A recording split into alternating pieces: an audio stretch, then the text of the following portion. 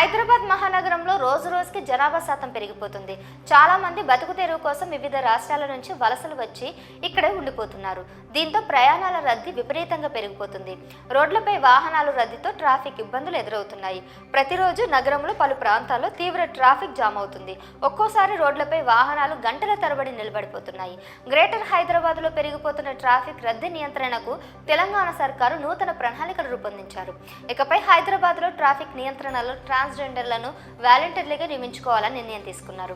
రద్దీ ఎక్కువగా ఉన్న ప్రాంతాల్లో ట్రాన్స్జెండర్లు నియమించాలని అధికారులు సూచించారు. గ్రేటర్ హైదరాబాద్ ని ఇండోర్ తరహాలో క్లీన్ సిటీగా తీర్చిదిద్దాలనే సంకల్పంతో ఇందుకు అవసరమైన ప్రణాళికలు రూపొందించాలని అధికారులను ఆదేశించారు. ఈ క్రమంలోనే కార్పొరేషన్ అధికారులను ఇండోర్ వెళ్లి అధ్యయనం చేసి రావాలని సూచించారు. గత కొంతకాలంగా నగరంలో సిగ్నల్ జంపింగ్, ట్రాఫిక్ నిబంధనలు పాటించకుండా వెళ్లే వారి సంఖ్య పెరిగిపోతుంది. అలాంటి వారిని కట్టడి చేయడమే ట్రాన్స్జెండర్ల బాధ్యత.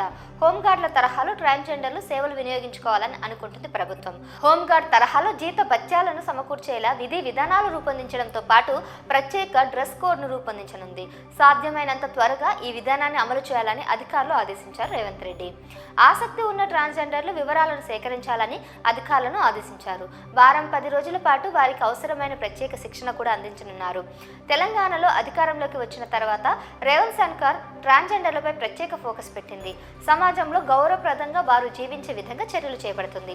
ఇప్పటికీ ట్రాన్స్జెండర్లకు ఆరోగ్య సేవలు అందించేందుకు మైత్రి